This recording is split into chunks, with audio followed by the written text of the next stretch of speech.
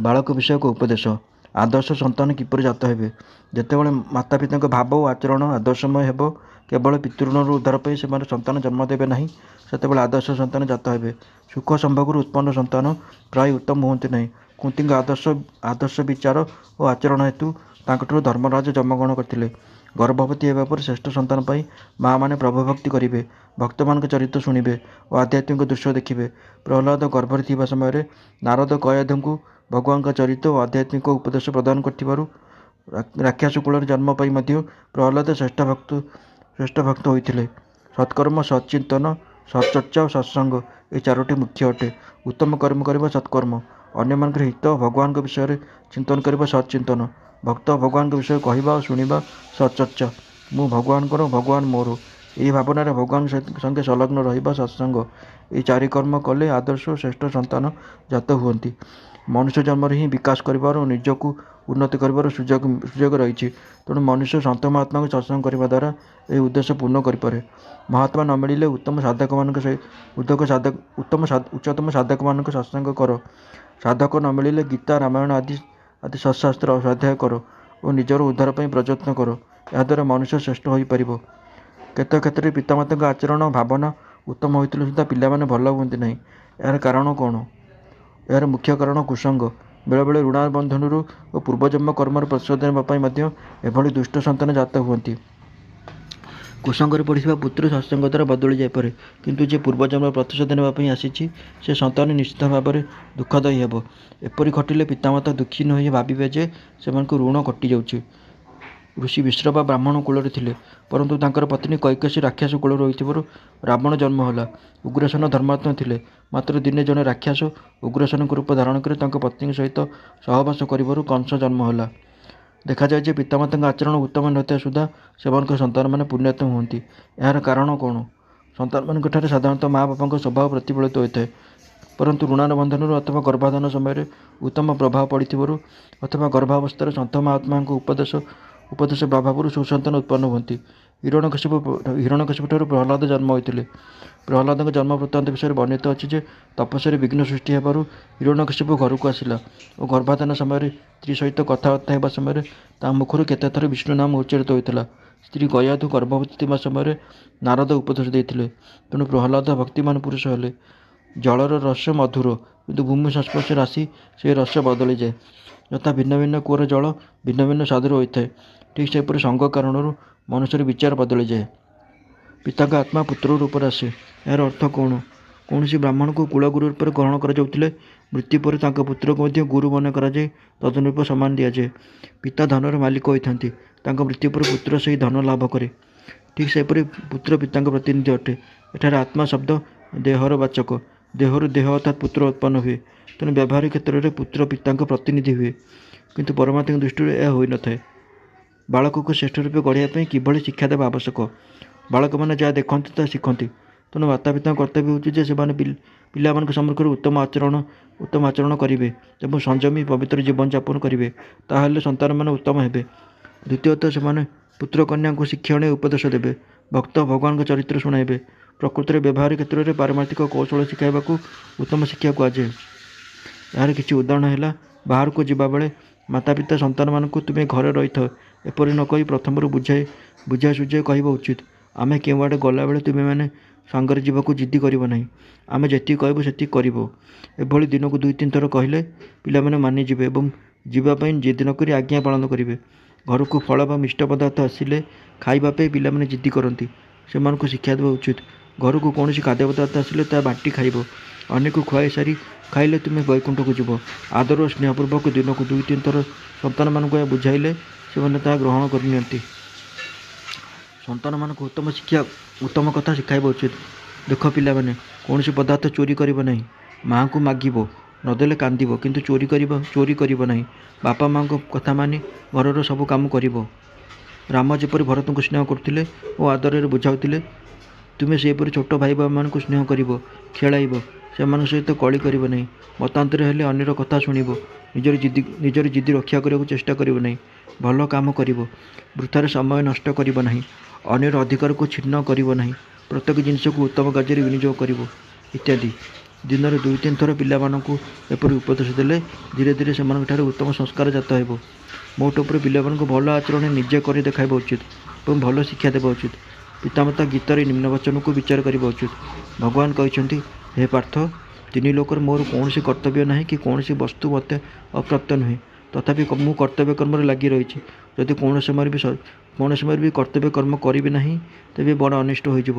କାରଣ ମନୁଷ୍ୟମାନେ ମୋର ମାର୍ଗକୁ ଅନୁସରଣ କରନ୍ତି। ମୁଁ କର୍ମ ନ କଲେ ସମସ୍ତ ମନୁଷ୍ୟ ନଷ୍ଟ ହୋଇଯିବେ। ମୁଁ ସେମାନଙ୍କ ସଂକରତା ଓ ବିନାଶର କାରଣ ହେବି। ଆଜିକାଲି ବିଦ୍ୟାଳୟଗୁଡ଼ିକରେ ଉତ୍ତମ ବାତାବରଣ ନାହିଁ। ତେଣୁ ବାଳକ ବାଳିକାଙ୍କ ଶିକ୍ଷା ପାଇଁ କ'ଣ କରିବା ଉଚିତ? ସେମାନଙ୍କୁ ପିତାମାତା ଗୃହରେ ଶିକ୍ଷା ଦେବେ। ସେମାନଙ୍କୁ ଏଭଳି କାହାଣୀ ଶୁଣାଇବେ ଯେଉଁଥିରେ ପିତାମାତାଙ୍କର ଆଜ୍ଞା ପାଳନ କରୁଥିବା ପିଲା ଓ ଜୀବନରେ ଉନ୍ନତି କରିଥିବା ବିଷୟ ଓ ଅବଜ୍ଞା କରିଥିବା ପିଲାର ଜୀବନ ଓ ଖରାପ ହୋଇଥିବା ବିଷୟ ବର୍ଣ୍ଣନା ଥିବ। ପଢ଼ି ଜାଣିଲେ ପିଲାକୁ ଭକ୍ତ ଚରିତ୍ର ପଢ଼ିବାକୁ ଦେବେ। ତାକୁ ଉପଦେଶ ଦେଇ କହିବେ, ପୁଅ, ପାଠପଢ଼ା ସରିଲେ ଘରକୁ ଫେରି ଆସିବ। ଦୁଷ୍ଟ ପିଲାଙ୍କ ସହିତ ସାଙ୍ଗ ହେବ ନାହିଁ। ଅଧିକ କଥାବାର୍ତ୍ତା କରିବ ନାହିଁ। ବଜାରରୁ କୌଣସି ପଦାର୍ଥ କିଣି ଖାଇବ ନାହିଁ। ମା ପ୍ରସ୍ତୁତ କରିଥିବା ଖାଦ୍ୟ ଖାଇବ। ଦୋକାନୀ ପଇସା ଲୋଭରେ ଅଖାଦ୍ୟ ବିକ୍ରି କରେ। ବାଲ୍ୟକାଳରେ ସେସବୁ ଜୀର୍ଣ୍ଣ ହୋଇପାରେ, କିନ୍ତୁ ପରେ ତାହାର ମନ୍ଦ ଫଳ ଭୋଗିବାକୁ ହୁଏ। ଗୃହସ୍ଥ ଧନ ଅର୍ଜନ ପାଇଁ ଯେତିକି ସମୟ ଦେବେ, ପିଲାମାନଙ୍କ ଚରିତ୍ର ନିର୍ମାଣ ପାଇଁ ମଧ୍ୟ ସେତିକି ସମୟ ଦେବା ଆବଶ୍ୟକ। ସେମାନେ ଦୁଶ୍ଚରିତ୍ର ହେଲେ ଧନରୁ କି ଫଳ ମିଳିବ? ବରଂ ଧନ ଯୋଗୁଁ ସେମାନେ ବେଶୀ ଖରାପ ହୋଇଯିବେ। ତେଣୁ କୁହାଯାଇଛି, ପୁତ୍ର ଯଦି ସୁପୁତ୍ର ହୁଏ ଧନ କାହିଁ ପାଇଁ ସଞ୍ଚୁ? ପୁତ୍ର ଯଦି କୁପୁତ୍ର ହୁଏ ଧନ କାହିଁ ପାଇଁ ସଞ୍ଚୁ? ସୁପୁତ୍ର ଆପେ ଆପେ ଧନ ଅର୍ଜନ କରିବ। କୁପୁତ୍ର ସଞ୍ଚିତ ଧନକୁ ନଷ୍ଟ କରିଦେବ। ବାଳକ ବାଳିକାମାନଙ୍କୁ ଖ୍ରୀଷ୍ଟିଆନ ବିଦ୍ୟାଳୟମାନଙ୍କରେ ପଢ଼ାଇବା ଉଚିତ କି? ଖ୍ରୀଷ୍ଟିଆନ ବିଦ୍ୟାଳୟମାନଙ୍କରେ ପଢ଼ାଇଲେ ପିଲାମାନେ ବାହାରେ ତ ହିନ୍ଦୁ ହୋଇ ରହିବେ, କିନ୍ତୁ ବାହାରେ ଖ୍ରୀଷ୍ଟିଆନ ପାଲଟିଯିବେ। ଏହା ଲଜ୍ଜାର ବିଷୟ ଯେ ସହସ୍ର ସହସ୍ର ମାଇଲ ଦୂରରୁ ଆସି ଲୋକେ ଆମ ବାଳକ ବାଳିକାଙ୍କୁ ଖ୍ରୀଷ୍ଟିଆନ କରିଦେଉଛନ୍ତି, ଅଥଚ ଆମେ ନିଜର ପିଲାମାନଙ୍କୁ ହିନ୍ଦୁ କରି ରଖିପାରୁନାହୁଁ। ବାଳକ ବାଳିକା ଆମ ଦେଶର ସମ୍ପତ୍ତି। ସେମାନଙ୍କୁ ରକ୍ଷା କରନ୍ତୁ। ସମାଜର ତଥାକଥିତ ମୁଖ୍ୟ ବ୍ୟକ୍ତିମାନେ ଭାରତୀୟ ପରମ୍ପରାରେ ବିଦ୍ୟାଳୟ ସ୍ଥାପନ କରନ୍ତୁ। ସେଠାରେ ଯୋଗ୍ୟ ଅନୁଶାସନ ଓ ଉତ୍ତମ ଶିକ୍ଷାଦାନର ବ୍ୟବସ୍ଥା ରହୁ। ଉତ୍ତମ ଆଚରଣ ସମ୍ପନ୍ନ ଅଧ୍ୟାପକ ମିଳିବା ଯଦି କଷ୍ଟକର, ତଥାପି ସେଥିପାଇଁ ଯତ୍ନ କଲେ ମିଳିଯିବେ। ପ୍ରତିଦିନ ଘଣ୍ଟାଏ ଲେଖାଏଁ ଅନିବାର୍ଯ୍ୟ ଭାବରେ ଘରେ ଗୀତା, ରାମାୟଣ ଆଦି ସତ୍ଶାସ୍ତ୍ର ଶିକ୍ଷା ଦିଆଯାଉ ଏବଂ ପିଲାମାନଙ୍କୁ ମଧ୍ୟ ଏହାକୁ ପଢ଼ିବାକୁ ଉତ୍ସାହିତ କରାଯାଉ। ଏହାଦ୍ୱାରା ପିଲାମାନେ ଉତ୍ତମ ଚରିତ୍ରବାନ ହେବାରେ ସାହାଯ୍ୟ ମିଳିପାରିବ ତଥା ଘରର ବଡ଼ ଲୋକମାନେ ମଧ୍ୟ ଏହାଦ୍ୱାରା ପ୍ରଭାବିତ ହୋଇ ସେମାନଙ୍କ ଜୀବନକୁ ମଧ୍ୟ ସେହିଭଳି ଭାବରେ ଗଢ଼ିବାକୁ ଚେଷ୍ଟା କରିବେ। ପିତାମାତା ସରଳ ଜୀବନଯାପନ କଲେ ସନ୍ତାନମାନେ ତାହା ଅନୁକରଣ କରନ୍ତି। ସେମାନେ ବିଳାସିତା ଓ ଆରାମ ତ୍ୟାଗ କଲେ ପିଲାମାନଙ୍କ ଉପରେ ତାହାର ପ୍ରଭାବ ପଡ଼େ। ଘରେ ମନ୍ଦିର ରହୁ, ପୂଜାପାଠ ହେଉ, ଛୋଟ ବଡ଼ ସମସ୍ତେ ଠାକୁରଙ୍କ ଚରଣାମୃତ ପାଆନ୍ତୁ। ଘରେ ଧର୍ମଚର୍ଚ୍ଚା, ନାମ କୀର୍ତ୍ତନ ଓ ଭଜନ ଗାନ ସମୟାନୁସାରେ ଦେଖି ହେଉ। ବଚନ ଅପେକ୍ଷା ଆଚରଣ ଅଧିକ ପ୍ରଭାବଶାଳୀ। ତେଣୁ ପିତାମାତା ଆଚରଣନିଷ୍ଠ ହୁଅନ୍ତୁ। ପୁତ୍ରକନ୍ୟାଙ୍କ ବିବାହ ପାଇଁ ମାତାପିତା କ'ଣ କରିବେ? ପ୍ରକୃତପକ୍ଷରେ ନିଜ ନିଜ କର୍ମ ଅନୁସାରେ ପୁତ୍ରକନ୍ୟାକୁ ଫଳ ମିଳିବ। ପରନ୍ତୁ ବୋହୂ ବାଛିଲା ବେଳେ ଯେତେ ଦୂର ସମ୍ଭବ ତା'ର ସ୍ୱଭାବ ଦେଖିବା ପିତାମାତାଙ୍କର କର୍ତ୍ତବ୍ୟ। କାରଣ ଜୀବନ ସାରା ତା ସହିତ ଚଳିବାକୁ ପଡ଼ିବ। ତାହେଲେ ତା ଦେହରେ କୌଣସି ମାରାତ୍ମକ ରୋଗ ନଥିବା ଉଚିତ। ତା'ର ମାଆଙ୍କର ବ୍ୟବହାର ମଧ୍ୟ ଅନୁସନ୍ଧାନ କରିବା ଉଚିତ। କନ୍ୟାର ବିବାହ ପାଇଁ ବର ଘର ଯୋଗ୍ୟତା ଆଦି ଦେଖି କନ୍ୟା ଦେବା ଉଚିତ। କୁହାଯାଇଛି, ବରର କୁଳ, ସ୍ୱଭାବ, ଶରୀର ଯଶ, ବିଦ୍ୟା, ଧନ ଓ ସନାଥ ଅର୍ଥାତ୍ ବଡ଼ ଲୋକଙ୍କ ସାହାଯ୍ୟ, ଏ 7ଟି ଗୁଣ ଦେଖି କନ୍ୟା ଦେବା ଉଚିତ। ଯେଉଁଠାରେ ବର ଓ ବରର ମାତା ଉତ୍ତମ ସ୍ୱଭାବଯୁକ୍ତ, ସେଠାରେ କନ୍ୟା ସୁଖରେ ରହେ। ବର ଘର ଅତି ନିକଟରେ ବା ଅତି ଦୂରରେ ହେବା ଉଚିତ ନୁହେଁ। ପାଖରେ ହେଲେ କଳହ ହୁଏ ଓ ଦୂରରେ ହେଲେ ଦେଖାଚାହାଁ ଦୁଷ୍କର ହୁଏ। ସନ୍ତାନମାନେ ସୁଖରେ ରୁହନ୍ତୁ, ବଂଶବୃଦ୍ଧି ହେଉ, ଏ ଭାବନାରେ ସନ୍ତାନମାନଙ୍କ ବିବାହ କରାଇବା ଉଚିତ। ଯୌତୁକ ନେବା ପାପ କି? ହଁ, ପାପ। ତାହେଲେ ଶାସ୍ତ୍ରରେ ଯୌତୁକ ନେବାର ବିଧାନ କାହିଁକି ରହିଛି? ଯୌତୁକ ନେବା ଉଚିତ ନୁହେଁ। ଶାସ୍ତ୍ରରେ ଯୌତୁକ ଦେବାର ବିଧାନ ଅଛି, ନେବାର ବିଧାନ ନାହିଁ। ଯୌତୁକ ନେବା ଉଚିତ ନୁହେଁ। ନେବାର ଇଚ୍ଛା 2 ପ୍ରକାର। ପ୍ରଥମତଃ ଆମ ବସ୍ତୁ ଆମକୁ ମିଳୁ, ଏହା ନ୍ୟାୟଯୁକ୍ତ ହୋଇଥିଲେ ହେଁ ଏପରି ଇଚ୍ଛା ମଧ୍ୟ ବାଧକ ଅଟେ। ଦ୍ୱିତୀୟତଃ ଅନ୍ୟର ବସ୍ତୁ ଆମକୁ ମିଳୁ, ଏହା ଚାହିଁଲେ ହିଁ ନରକ ହିଁ ମିଳେ। ଯୌତୁକ ନେବାର ଇଚ୍ଛା ନରକଗାମୀ କରାଏ। ଯୌତୁକ ମିଳିବ ନ ମିଳିବ, ବେଶୀ ବା କମ୍ ମିଳିବ, ଏହା ପ୍ରାରବ୍ଧ ଉପରେ ନିର୍ଭର କରେ। ଅନ୍ୟାୟପୂର୍ବକ ଅନ୍ୟର ଧନ ନେବାର ଇଚ୍ଛା ମନୁଷ୍ୟକୁ ନରକଗାମୀ କରାଏ। ତେଣୁ ମନୁଷ୍ୟ ଜନ୍ମ ପାଇ ପୁଣି ନରକ ଯିବା ଅପେକ୍ଷା ଅନ୍ୟର ଧନ ପ୍ରତି ଇଚ୍ଛା ତ୍ୟାଗ କରିବା ଶ୍ରେୟସ୍କର। ପ୍ରାରବ୍ଧ ଅନୁସାରେ ଧନ ମିଳେ, ଇଚ୍ଛା କଲେ ମିଳିଯାଏ ନାହିଁ। ତାହା ହୋଇଥିଲେ କେହି ନିର୍ଧନ ରୁହନ୍ତି ନାହିଁ। ଧନର ଲାଳସା କେବେ କାହାରି ପୂର୍ଣ୍ଣ ହୋଇନାହିଁ, ହେବ ନାହିଁ କିମ୍ବା ହୋଇପାରିବ ନାହିଁ। ତେଣୁ ତାକୁ ତ୍ୟାଗ କର।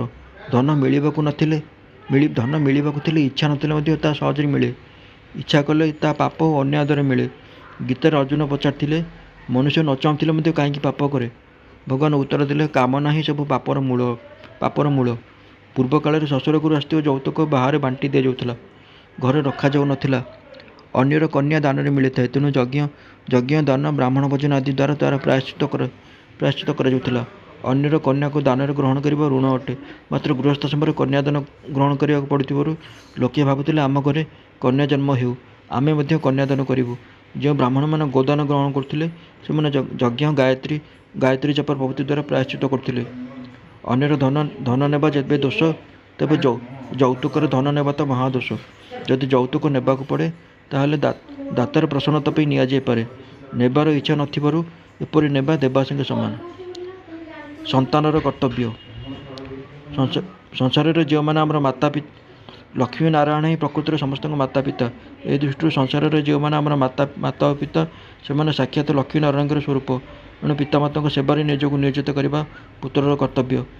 ଶରୀର ପିତାମାତାଙ୍କଠାରୁ ଉତ୍ପନ୍ନ ହୋଇଥିବାରୁ ଶରୀରକୁ ନିଜର ବୋଲି ନ ଭାବି ପିତାମାତାଙ୍କର ବୋଲି ଯେଉଁ ପୁତ୍ର ଭାବିଥାଏ, ସେ ହିଁ ପ୍ରକୃତ ପୁତ୍ର। ସ୍ଥୂଳ, ସୂକ୍ଷ୍ମ ବା କାରଣ ପ୍ରତ୍ୟେକ ଶରୀର ଉପରେ ସେ ନିଜର ଅଧିକାର ଥିବା କଥା ନ ଭାବି ବରଂ ସେଥିରେ ପିତାମାତାଙ୍କ ଅଧିକାର ଅଛି ବୋଲି ମନେ କରିଥାଏ। ମନୁ ମଧ୍ୟ କହିଛନ୍ତି ଯେ, ପୁତ୍ର ତୀର୍ଥ, ବ୍ରତ, ଭଜନ, ଶରଣ ଇତ୍ୟାଦି ଯେଉଁ ସବୁ ଶୁଭ କାର୍ଯ୍ୟ କରିବ, ସେସବୁକୁ ପିତାମାତାଙ୍କୁ ହିଁ ଅର୍ପଣ କରିବା ଉଚିତ। ପିତାମାତା ଜୀବିତ ଥିଲେ ତତ୍ପରତାର ସହିତ ସେମାନଙ୍କର ଆଜ୍ଞା ପାଳନ କରିବା ତଥା ସେମାନଙ୍କ ଚିତ୍ତ ପ୍ରସନ୍ନ ରଖିବା ଉଚିତ। ସେମାନଙ୍କ ମୃତ୍ୟୁ ପରେ ସେମାନଙ୍କୁ ପିଣ୍ଡ ଦେବା ତଥା ଶ୍ରାଦ୍ଧ ତର୍ପଣ କରିବା ଉଚିତ। ସେମାନଙ୍କ ନାମରେ ତୀର୍ଥ, ବ୍ରତ ପ୍ରଭୃତି ମଧ୍ୟ କରଣୀୟ। ଏପରି କଲେ ସେମାନଙ୍କର ଆଶୀର୍ବାଦ ମିଳିଥାଏ। ଫଳରେ ଇହଲୋକ ଓ ପରଲୋକ ଉଭୟ ସୁଧୁରିଯାଏ। ଭୀଷ୍ମ ତାଙ୍କ ପିତାଙ୍କ ସୁଖ ସୁବିଧା ପାଇଁ ନିଜର ସୁଖ ସୁବିଧା ତ୍ୟାଗ କରିଥିଲେ। ସେ ଅବାଳ ବ୍ରହ୍ମଚର୍ୟ ରହିବା ପାଇଁ ପ୍ରତିଜ୍ଞା କରିଥିଲେ। ସେ କନକ ଓ କାମିନୀ ତ୍ୟାଗ କରିଥିଲେ। ଏଥିରେ ପ୍ରସନ୍ନ ହୋଇ ପିତା ତାଙ୍କୁ ଇଚ୍ଛା ମୃତ୍ୟୁର ବର ଦେଇଥିଲେ ଯେ, ସେ ଯେତେବେଳେ ଚାହିଁବେ ସେତେବେଳେ ତାଙ୍କର ମୃତ୍ୟୁ ହେବ। ପିତାଙ୍କ ସେବା କରିଥିବା ଯୋଗୁଁ ତାଙ୍କୁ ଏପରି ସାମର୍ଥ୍ୟ ମିଳିଥିଲା। ଶ୍ରୀରାମ ପିତୃଆଜ୍ଞା ପାଳନ ନିମିତ୍ତ ରାଜ୍ୟ, ବୈଭବ, ସୁଖ ସୁବିଧା ସବୁକିଛି ତ୍ୟାଗ କରିଥିଲେ। ବାଲ୍ମୀକି ରାମାୟଣରେ ଶ୍ରୀରାମ ନିଜେ କହିଛନ୍ତି, ପିତାଙ୍କ ନିର୍ଦ୍ଦେଶରେ ମୁଁ ଅଗ୍ନିରେ ମଧ୍ୟ ପ୍ରବେଶ କରିପାରିବି, ବିଷ ମଧ୍ୟ ଭକ୍ଷଣ କରିପାରିବି ଏବଂ ସମୁଦ୍ରକୁ ମଧ୍ୟ ଡେଇଁପାରିବି, କିନ୍ତୁ ତାଙ୍କର ଆଜ୍ଞା ଅବଜ୍ଞା କରିପାରିବି ନାହିଁ। ପ୍ରଭୁ ଶ୍ରୀରାମ ପିତୃଆଜ୍ଞା ଉପରେ କିଛି ବିଚାର କରୁନଥିଲେ। ସେ ଆଜ୍ଞାପାଳକ ମାତ୍ର ଥିଲେ। ପିତା କ'ଣ କହିଛନ୍ତି, କେଉଁଠାରେ କହିଛନ୍ତି, କେତେବେଳେ କହିଛନ୍ତି, କେଉଁ ଅବସ୍ଥାରେ କହିଛନ୍ତି, କେଉଁ ପରିସ୍ଥିତିରେ କହିଛନ୍ତି ଇତ୍ୟାଦି ବିଷୟରେ ବିଚାର ନ କରି ସେ ପିତୃଆଜ୍ଞା ପାଳନ କରି ବଣକୁ ଚାଲିଗଲେ। ଏଣୁ ପିତାମାତାଙ୍କ ଆଜ୍ଞା ପାଳନ କରିବାରେ ଶ୍ରୀରାମ ସମସ୍ତଙ୍କର ଆଦର୍ଶ ହୋଇଗଲେ। କହିବାର ତାତ୍ପର୍ଯ୍ୟ ହେଉଛି, ପୁତ୍ର ପକ୍ଷେ ଶ୍ରୀରାମଙ୍କ ଭଳି ଆଚରଣ କରିବା ଉଚିତ। ସେ ଭାବିବା ଉଚିତ ଯେ, ଏହି ପରିସ୍ଥିତିରେ, ଏହି ଅବସ୍ଥାରେ, ଏହି ସମୟରେ ମୋ ସ୍ଥାନରେ ଶ୍ରୀରାମ ଥିଲେ କ'ଣ କରିଥାନ୍ତେ। ଏହିଭଳି ତାଙ୍କୁ ଧ୍ୟାନ କରି କାମ କରିବା ଉଚିତ। ପୁତ୍ର ପିତାମାତାଙ୍କର ଯେତେ ସେବା କଲେ ବି ସେମାନଙ୍କୁ ଋଣ ପରିଶୋଧ କରିପାରିବ ନାହିଁ। କାରଣ ଯେଉଁ ମନୁଷ୍ୟ ଶରୀର ଦ୍ୱାରା ଆତ୍ମକଲ୍ୟାଣ ସମ୍ଭବ ହୋଇପାରିବ, ଜୀବନ ମୁକ୍ତି ମିଳିପାରିବ, ଭଗବତ ପ୍ରେମ ପ୍ରାପ୍ତ ହୋଇପାରିବ, ବ୍ୟକ୍ତି ଭଗବାନଙ୍କର ମୁକୁଟମଣି ହୋଇପାରିବା ଭଳି ଉଚ୍ଚ ପଦ ପାଇପାରିବ, ସେହି ଶରୀର ତାକୁ ପିତାମାତା ପ୍ରଦାନ କରିଛନ୍ତି। ପୁତ୍ର ତାହା କିପରି ପରିଶୋଧ କରିପାରିବ? ଆଦୌ ପାରିବ ନାହିଁ। ପିତାମାତାଙ୍କ ସେବାର ତାତ୍ପର୍ଯ୍ୟ କ'ଣ? ପିତାମାତାଙ୍କ ସେବାର ତାତ୍ପର୍ଯ୍ୟ ହେଲା କୃତଜ୍ଞତା। ପିତାମାତା ପୁତ୍ର ପାଇଁ ଯେତେ କଷ୍ଟ ସହନ୍ତି, ତାହା ପୁତ୍ର ଉପରେ ଋଣ ହୋଇ ରହେ। ସେ ଋଣ ପୁତ୍ର କେବେ ହେଲେ ପରିଶୋଧ କରିପାରିବ ନାହିଁ। ମା' ପୁଅର ଯେତେ ସେବା କରିଥାଏ, ସେତିକି ସେବା ପୁଅ କେବେ ମଧ୍ୟ କରିପାରିବ ନାହିଁ। ଯଦି କୌଣସି ପୁଅ କହିବ ଯେ, ମୁଁ ମୋ ଦେହର ଚମଡ଼ାରେ ମା'ଙ୍କ ପାଇଁ ଜୋତା ତିଆରି କରିଦେବି, ତେବେ ତାକୁ ପଚରାଯାଇପାରେ, ତୁମେ ଏ ଚମଡ଼ା କେଉଁଠାରୁ ପାଇଲ? ଏହା ତ ମା'ଙ୍କର ଦାନ। ସେ ଚମଡ଼ାରେ ମା'ଙ୍କ ପାଇଁ ଜୋତା ତିଆରି କରିବା କ'ଣ ବା ବଡ଼ କଥା? ଏହା କେବଳ ଦେବାର ଅଭିମାନ ଛଡ଼ା ଆଉ କିଛି ନୁହେଁ। ଶରୀର ପିତାଙ୍କର ବି ଅଂଶ। ପିତାଙ୍କ ଉଦ୍ୟମରୁ ପୁତ୍ର ଲେଖାପଢ଼ା ଶିଖି ଯୋଗ୍ୟ ହୁଏ, ତାକୁ ଅନ୍ନ ବସ୍ତ୍ର ମିଳେ। ଏହି ଋଣ କିପରି ପରିଶୋଧ କରାଯାଇପାରିବ? ଅତଏବ ପିତାମାତାଙ୍କର କେବଳ ସେବା କରିବା ଫଳରୁ ସେମାନଙ୍କୁ ପ୍ରସନ୍ନ ରଖିବା ଫଳରେ ସେ ଋଣ ପରିଶୋଧ ତ ହୋଇପାରେ ନାହିଁ, କିନ୍ତୁ ଛାଡ଼ ହୋଇଯାଏ। ମୋର ଏଭଳି ପୁତ୍ର ଜନ୍ମ ହେଉ, ତା'ର ଉଦ୍ଧାର ହେଉ, ଏହି ଉଦ୍ଦେଶ୍ୟ ନେଇ ପିତାମାତା କ'ଣ ସଂସର୍ଗ କରିଥାନ୍ତି? ସେମାନେ ନିଜ ସୁଖ ପାଇଁ ସଂସର୍ଗ କରିବା ଫଳରେ ସନ୍ତାନ ଜନ୍ମ ହୁଅନ୍ତି। ତେବେ ସନ୍ତାନ ଉପରେ ଋଣ କିପରି ହୋଇଯିବ? କେବଳ ସୁଖ ଶକ୍ତି ପାଇଁ ସଂସର୍ଗ କରିଥିବା ସ୍ତ୍ରୀ ପୁରୁଷଙ୍କଠାରୁ ପ୍ରାୟତଃ ଶ୍ରେଷ୍ଠ ପୁତ୍ର ଉତ୍ପନ୍ନ ହୋଇନଥାନ୍ତି। ଯେଉଁ ସ୍ତ୍ରୀ ପୁରୁଷ ଶାସ୍ତ୍ରର ଆଜ୍ଞା ଅନୁସାରେ କେବଳ ପିତୃଋଣରୁ ମୁକ୍ତ ହେବା ପାଇଁ ସନ୍ତାନ ଉତ୍ପନ୍ନ କରିଥାନ୍ତି, ନିଜ ସୁଖଭୋଗର ଉଦ୍ଦେଶ୍ୟ ରଖିନଥାନ୍ତି, ସେମାନେ ପ୍ରକୃତ ପିତାମାତା। ପିତାମାତା ଯେଉଁଭଳି ହୁଅନ୍ତୁ ନା କାହିଁକି, ପୁତ୍ର ପାଇଁ ସେମାନେ ପୂଜ୍ୟ। କାରଣ ସେମାନେ ପୁତ୍ରକୁ ମାନବ ଶରୀର ପ୍ରଦାନ କରି ଉତ୍ତମ ମଣିଷ ହେବା ପାଇଁ ସୁଯୋଗ ଦେଇଛନ୍ତି, ସମସ୍ତଙ୍କ ସେବା କରିବା ପାଇଁ ସୁଯୋଗ ଦେଇଛନ୍ତି ଏବଂ ପରିଶେଷରେ ଭଗବାନଙ୍କ ଭକ୍ତି ଓ ପରମାତ୍ମା ପ୍ରାପ୍ତି ପାଇଁ ସୁଯୋଗ ଦେଇଛନ୍ତି। ଉପନିଷଦମାନଙ୍କରେ କୁହାଯାଇଛି ଯେ ବିଦ୍ୟାର୍ଥୀ ବିଦ୍ୟା ଅଧ୍ୟୟନ ସମାପ୍ତ କରି ସ୍ନାତକ ହୋଇ ଗୃହସ୍ଥ ସମୟରେ ପ୍ରବେଶ କରିବା ପାଇଁ ଗୁରୁଙ୍କଠାରୁ ଆଜ୍ଞା ନେବା ସମୟରେ ଗୁରୁ ତାଙ୍କୁ ଆଜ୍ଞା ଦେଉଥିଲେ, ମାତୃଦେବ ଭବ ପିତୃଦେବ ଭବ, ଅର୍ଥାତ୍ ତୁମେ ପିତାମାତାଙ୍କୁ ସାକ୍ଷାତ ଈଶ୍ୱର ସ୍ୱରୂପ ମନେକରି ସେମାନଙ୍କ ଆଜ୍ଞା ପାଳନ କର, ସେମାନଙ୍କ ସେବା କର। ଏହା ଋଷିମାନଙ୍କ ଦୀକ୍ଷାନ୍ତ ଶିକ୍ଷା ଓ ଏହାକୁ ପାଳନ କରିବାରେ ଆମର କଲ୍ୟାଣ ନିହିତ। ଏଣୁ ପୁତ୍ରକୁ ଯେଉଁମାନଙ୍କ ଯୋଗୁଁ ଶରୀର ମିଳିଛି ସେମାନଙ୍କ ପ୍ରତି କୃତଜ୍ଞ ରହିବା ସର୍ବଦା ବାଞ୍ଛନୀୟ।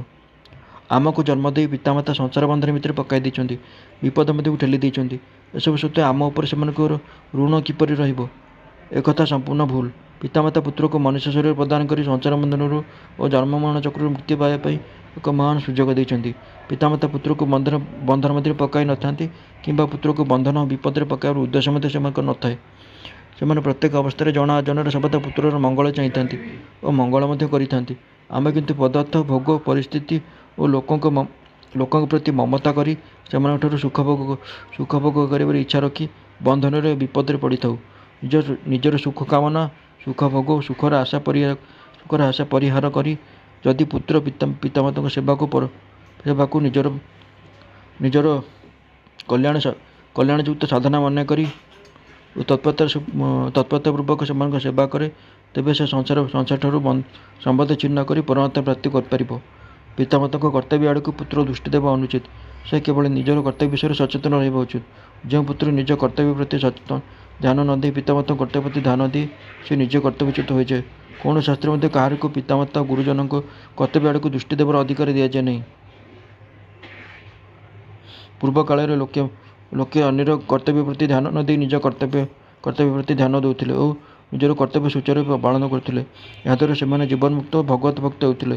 ଯଦି ସେମାନେ ଅନ୍ୟର କର୍ତ୍ତବ୍ୟ ପ୍ରତି ନିଜର ସ୍ୱାର୍ଥ ପ୍ରତି ଧ୍ୟାନ ଦେଇଥାନ୍ତେ, ତେବେ ସେମାନଙ୍କର ସମାଜ ଆଜିକାଲିର ମନୁଷ୍ୟ ସମାଜ ଭଳି ହୋଇଯାଇଥାନ୍ତା। ଯେଉଁମାନେ କେବଳ ନିଜର କର୍ତ୍ତବ୍ୟ ପ୍ରତି ଧ୍ୟାନ ଦେଇଛନ୍ତି ଓ କର୍ତ୍ତବ୍ୟ ପାଳନ କରିଛନ୍ତି, ସେହି ସନ୍ଥ ମହାତ୍ମା ଓ ଧର୍ମାତ୍ମାମାନଙ୍କୁ ଭାରତର ଜନସାଧାରଣ କେତେ ଶ୍ରଦ୍ଧା ଦୃଷ୍ଟିରେ ଦେଖନ୍ତି। ଏଣୁ ମନୁଷ୍ୟ କେବେ ନିଜ କର୍ତ୍ତବ୍ୟ ପରିତ୍ୟାଗ କରିବା ଉଚିତ ନୁହେଁ। କର୍ତ୍ତବ୍ୟ ବିଷୟରେ ଗୋଟିଏ ମାର୍ମିକ କଥା ହେଉଛି, କର୍ତ୍ତବ୍ୟକୁ କେବଳ କର୍ତ୍ତବ୍ୟମାନଙ୍କରେ ପାଳନ କରିବା ଦ୍ୱାରା ସମ୍ବନ୍ଧ ଛିନ୍ନ ହୋଇଥାଏ। ଯେଉଁ ପୁତ୍ରମାନେ ପିତାମାତାଙ୍କ ସେବାକୁ କେବଳ ନିଜର କର୍ତ୍ତବ୍ୟମାନଙ୍କରେ କରିଥାନ୍ତି, ସେମାନଙ୍କର ପିତାମାତାଠାରୁ ସମ୍ବନ୍ଧ ଛିନ୍ନ ହୋଇଥାଏ। ସେମାନଙ୍କର ପିତାମାତାଙ୍କ ଚରଣରେ ପ୍ରେମ ଭାବ ନଥାଏ। କିନ୍ତୁ ଯେଉଁମାନେ ନିଜ ଶରୀରକୁ ପିତାମାତାଙ୍କ ଦାନ ମନେକରି ତତ୍ପରତା ସହିତ ଶ୍ରଦ୍ଧା ଓ ପ୍ରେମପୂର୍ବକ ସେମାନଙ୍କ ସେବା କରିଥାନ୍ତି, ସେମାନଙ୍କର ପିତାମାତା ପ୍ରତି ପ୍ରେମ ଭାବ ଉତ୍ପନ୍ନ ହୋଇଥାଏ। ଅନ୍ନ ଓ ଜଳ ଗ୍ରହଣକୁ ନିଜର କର୍ତ୍ତବ୍ୟ ବୋଲି ନ ଭାବି ପ୍ରାଣର ଆଧାର ଭାବରେ ଯେଭଳି ଗ୍ରହଣ କରାଯାଏ, ସେପରି ପିତାମାତାଙ୍କ ସେବାକୁ ମଧ୍ୟ ପ୍ରାଣର ଆଧାର ଭାବରେ ସ୍ୱୀକାର କରିବାକୁ ହେବ। ସେମାନଙ୍କ ସେବାକୁ ଜୀବନ ତଥା ନିଜର ମୁଖ୍ୟ କର୍ମ ବୋଲି ଭାବିବା ଉଚିତ। ଏଭଳି ଭାବରେ ପିତାମାତାଙ୍କ ସେବାକୁ ନିଜର ପ୍ରାଣର ଓ ଜୀବନର ଆଧାର ଭାବି ସମ୍ପାଦନ କଲେ ମୁଁ ଓ ମୋର ଭାବ ନଷ୍ଟ ହୋଇଯାଏ। ଶରୀରକୁ ପିତାମାତାଙ୍କ ଦାନ ମନେକରି ତାହାକୁ ସେମାନଙ୍କ ସେବାରେ ଅର୍ପଣ କଲେ ଏବଂ ଶରୀର ଉପରେ ନିଜର କୌଣସି ଅଧିକାର ନଥିବାର ଭାବିଲେ ଅହଂଭାବ ଓ ମମତା ରହେ ନାହିଁ। ଏଠାରେ ଯେଉଁ କଥା କୁହାଗଲା ଦର୍ଶକବନ୍ଧୁ, ସେ କଥା ତ ଠିକ୍, କିନ୍ତୁ ବିନା ବିଚାରରେ ପିତାମାତା ଯଦି ଭୁଲ ଆଦେଶ ଦିଅନ୍ତି ବା ଭୁଲ କାମ କରିବାକୁ ପିଲାମାନଙ୍କୁ କୁହନ୍ତି ଓ ପିଲାମାନେ ତାକୁ ମାନିକି ସେହି କାମ କରିଥାନ୍ତି, ତାଦ୍ୱାରା ଉଭୟଙ୍କୁ ପାପ ଲାଗେ, ଅର୍ଥାତ୍ ପିତାମାତା ଓ ସନ୍ତାନମାନଙ୍କୁ ପାପ ଲାଗେ। ତେଣୁ ପିତାମାତା ଗୃହସ୍ଥ ବୋଲି ବା ବଡ଼ ହୋଇଛନ୍ତି ବୋଲି କୌଣସି ଭୁଲ କଥା ବା ଭୁଲ କାମ କରିବାକୁ ପିଲାମାନଙ୍କୁ କେବେ କୁହନ୍ତୁ ନାହିଁ। ଏପରି କଲେ ପରିଣାମରେ ନିଜର କ୍ଷତି ହୁଏ, ପିଲାମାନଙ୍କର ମଧ୍ୟ କ୍ଷତି ହୁଏ। କାରଣ ସବୁ ପିତାମାତା ଦଶରଥଙ୍କ ଭଳି ହୋଇପାରିବେ ନାହିଁ କି ସବୁ ପିତାମାତା ଦେବକୀ ବସୁଦେବଙ୍କ ଭଳି ହୋଇପାରିବେ ନାହିଁ। ସେମାନେ ସାଧାରଣ ମନୁଷ୍ୟ। ସେତେବେଳର ସମୟ ଅଲଗା ଥିଲା, ଅର୍ଥାତ୍ ବସୁଦେବ ଦେବକୀଙ୍କ ବେଳର ସମୟ ଅଲଗା ଥିଲା, ଦଶରଥଙ୍କ ବେଳର ସମୟ ଅଲଗା ଥିଲା। ବର୍ତ୍ତମାନ କଳିଯୁଗ ଚାଲିଥିବାରୁ ସବୁ ପିତାମାତାମାନେ ଯେ ଭଲ ହେବେ ଏବଂ ସନ୍ତାନମାନଙ୍କୁ ଠିକ୍ କଥା କରିବା ପାଇଁ କହିବେ, ତାହା ଭାବିବା ସମ୍ପୂର୍ଣ୍ଣ ଭୁଲ।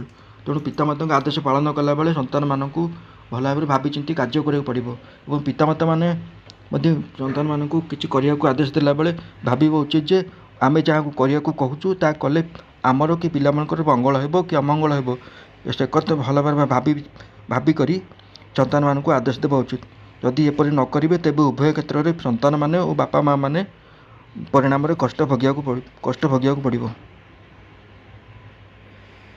ମନୁଷ୍ୟ ପିତାମାତାଙ୍କ ସେବାକୁ ଭଗବତର ସାଧନ ମନେ କରେ ଓ ସାଧ୍ୟ ନୁହେଁ। ଯଦି ସେ ପିତାମାତାଙ୍କ ସେବାକୁ ସାଧ୍ୟ ମନେ କରିବ, ନିଜ ପ୍ରାଣର ଆଧାର ମନେ କରିବ, ତେବେ ପିତାମାତାଙ୍କ ଚରଣରେ ପ୍ରେମ ଭାବ ଉତ୍ପନ୍ନ ହେବ। ତାକୁ ଭଗବତ ପ୍ରେମ ଓ ଭଗବତ ପ୍ରାପ୍ତି କିପରି ହେବ?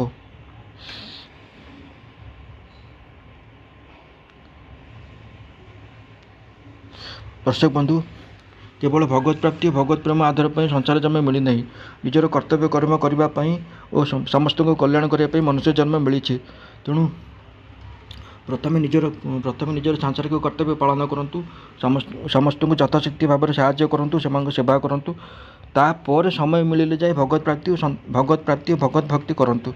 यह सबु समय सिद्धांत और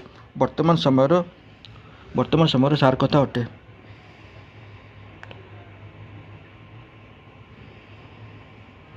पितामाता पुत्र को पिलादिन उत्तम शिक्षा दे नथिबा जोगु जदि पुत्र पितामाता को सेवा करे नहीं, तेबे सेतिरे पुत्रर दोष कौन?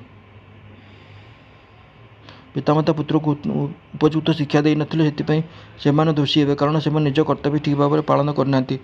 किंतु माता पितांकर दोष बाछिबा पुत्रर कर्तव्य नुहे। से निज कर्तव्य प्रति सचेतन हेबा उचित। अन्यर कर्तव्य दोष गुण बाछिले मनुष्य निज कर्तव्य विच्युत हो जाए। अन्यर कर्तव्य दोष गुण बाछिबा गोटाए भयानक दोष। गीतार मध्य निजक उद्धार करने और निजक संशोध करने कहुई, कारण उपयुक्त उत्तम शिक्षा मिले कार्य कर निजर धर्म। उत्तम शिक्षा मिलवा सत्वे बालक ताकू कार्य कर न कले खराब हो गले से दोष से बालकर। तेणु निजर उद्धार व पतन मुख्यतः निज उपर निर्भर करे। जदि पितामाता पुत्र प्रति कठोर व्यवहार करती पक्षपात करते तेज पुत्र कौन कर? दर्शक बंधु, एठार पुत्र से कार्यर घोर विरोध कर पितामाता को उचित शिक्षा देव। जब से शिक्षा न मानती ताले से दोष पितामाता हम। पुत्र जदि सेपरि न करे ताले पितामाता कर कठोर आचरण फल और पाप पुत्र को लगे। तेणु आगुरी जहाँ कहुई, पितामाता मैंने जब पिला भूल कथा कहती करती तार दोष उभय पिला और बापा माँ लगे। तेणु बापा माँ मैंने निजक सर्वशक्तिमान बोली मन नक निजक एक साधारण मनुष्य भावी जोटा उचित कथा से कथा पिला कहतु, निज मध्य करूँ। जो कम पिला करपर ना और निजे करें नहीं, जहाद्वारा समस्त क्षति हम, से भाई आदेश पिला दिंतु ना कि निजे भी करूँ ना।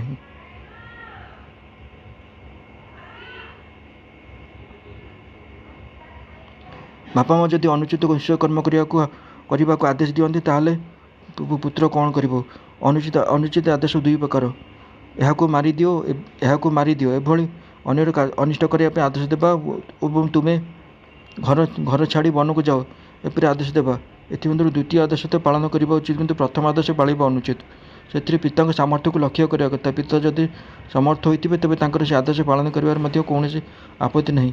जपरिक जमदग्नि पुत्र परशुराम कहले, तुम माँ जड़े व्यभिचारिणी और तुम भाई मैंने मोर आदेश पालन करना, तेणु से हत्या कर। परशुराम तत्ण से हत्या करदे। जमदग्नि प्रसन्न हो वर मागे कहले।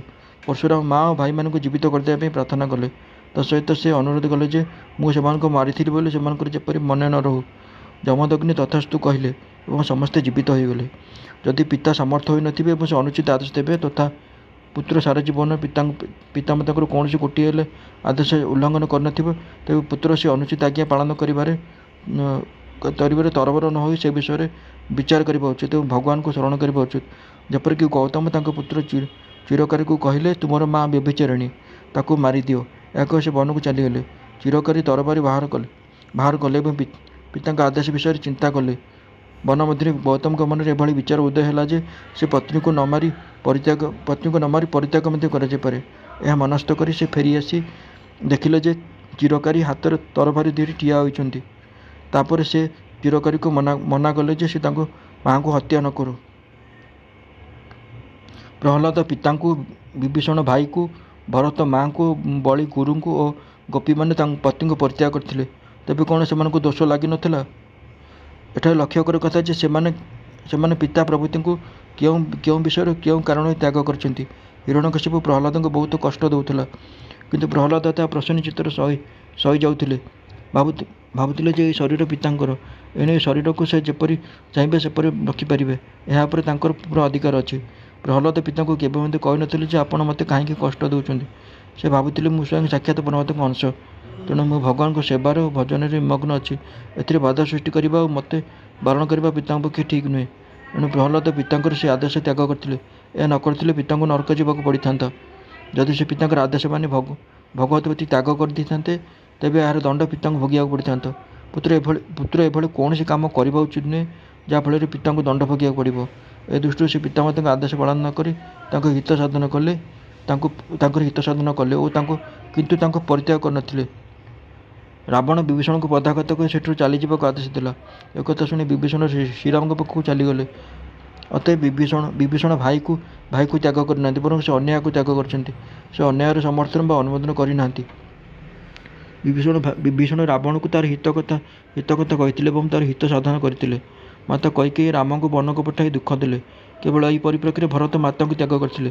ଭରତ କହିଲେ ଯେ, ମା କୌଶଲ୍ୟା ଯେପରି ମୋତେ ରାମଙ୍କଠାରୁ ଅଧିକ ସ୍ନେହ କରୁଥିଲେ, ସେପରି ତୁମର ମଧ୍ୟ ରାମଙ୍କ ପ୍ରତି ମୋ ଅପେକ୍ଷା ଅଧିକ ସ୍ନେହ ରହିବା କଥା।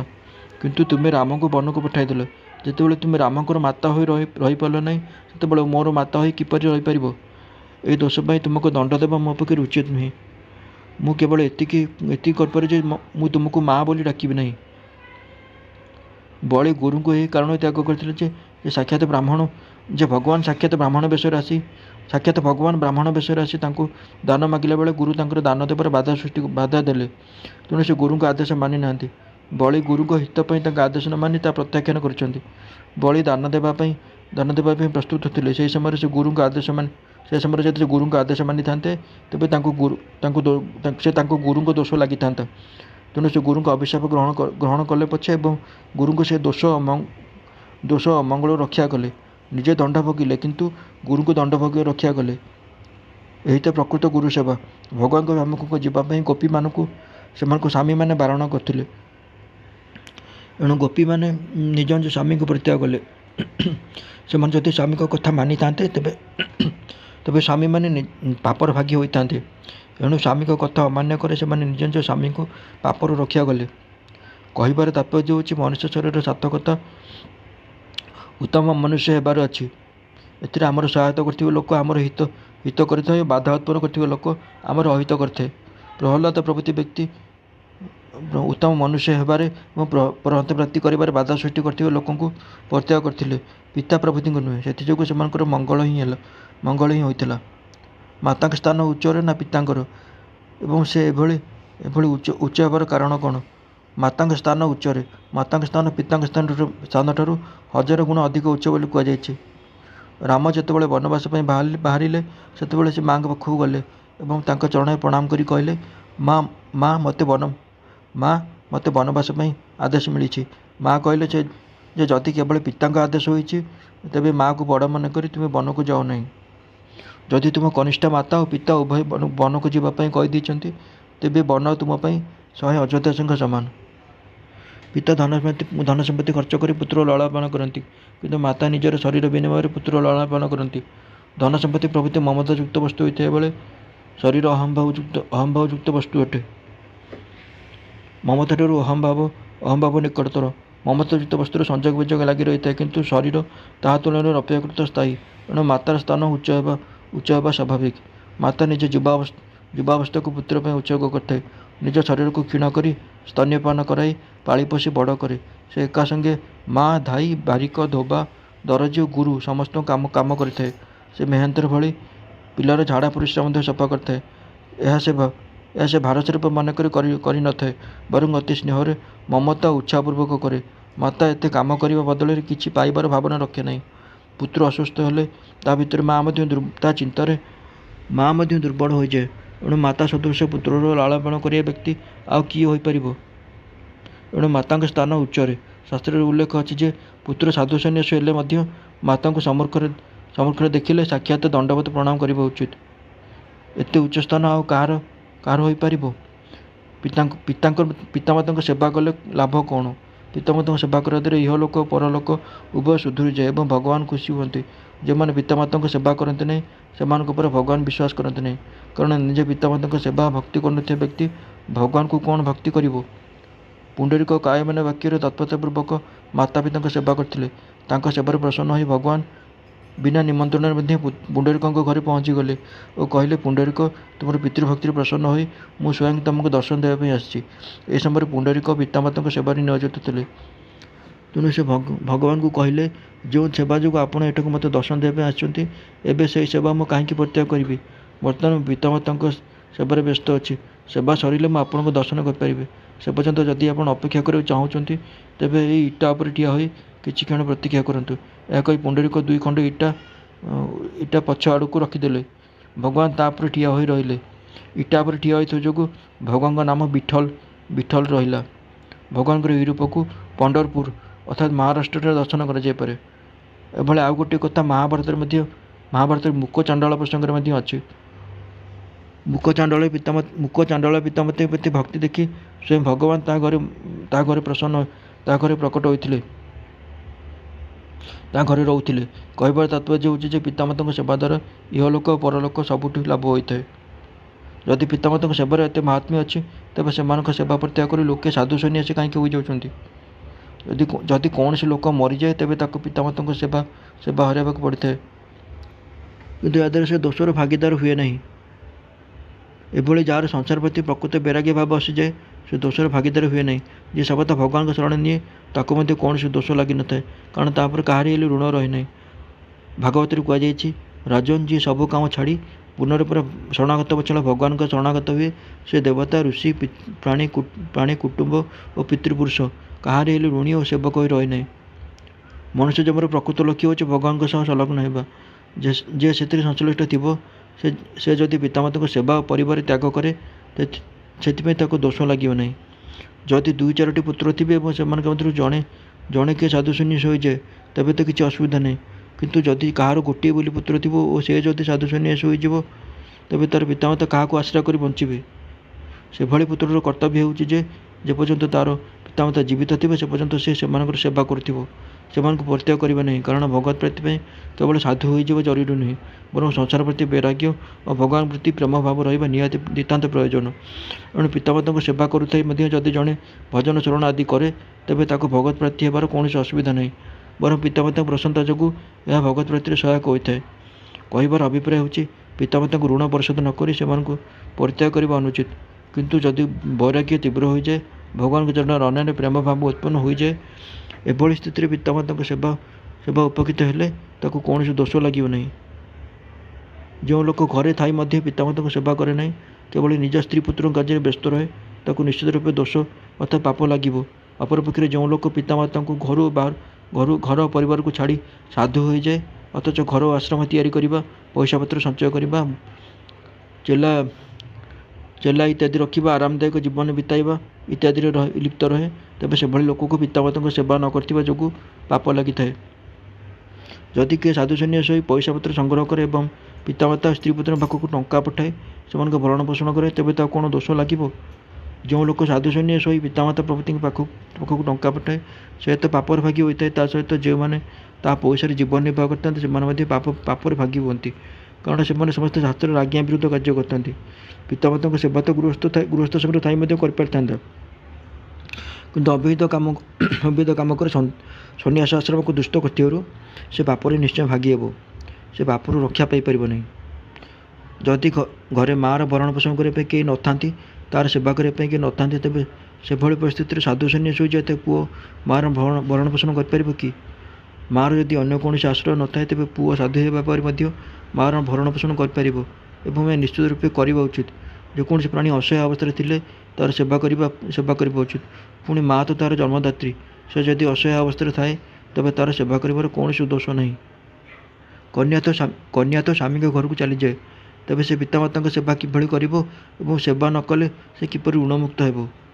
ଯଦି କାହା ଉପରେ ଋଣ ଭାର ଏତେ ଅଧିକ ହୋଇଯାଇଥିବ ଯେ ପରିଶୋଧ କରିବା ପାଇଁ ମନ ନଥିଲେ ମଧ୍ୟ ସାମର୍ଥ୍ୟ ନଥିବା ଯୋଗୁଁ ସେ ପରିଶୋଧ କରିପାରୁନଥିବ, ସେହି ପରିପ୍ରେକ୍ଷୀରେ ସେ ଯଦି ଋଣଦାତାଙ୍କ ପାଖକୁ ଯାଇ କହିଦେବ ଯେ ମୁଁ ନିଜକୁ, ମୋର ସ୍ତ୍ରୀ, ପୁତ୍ର, ଘରଦ୍ୱାର, ଜମିବାଡ଼ି ସବୁକିଛି ଆପଣଙ୍କ ପାଇଁ ସମର୍ପିତ କରିଦେଉଛି, ଆପଣ ଯେଭଳି ଚାହିଁବେ ସେଭଳି ଏସବୁ ବ୍ୟବହାର କରିପାରିବେ, ତେବେ ତା ଉପରେ କୌଣସି ଋଣ ରହେ ନାହିଁ, ସମସ୍ତ ଋଣ ଛାଡ଼ ହୋଇଯାଏ।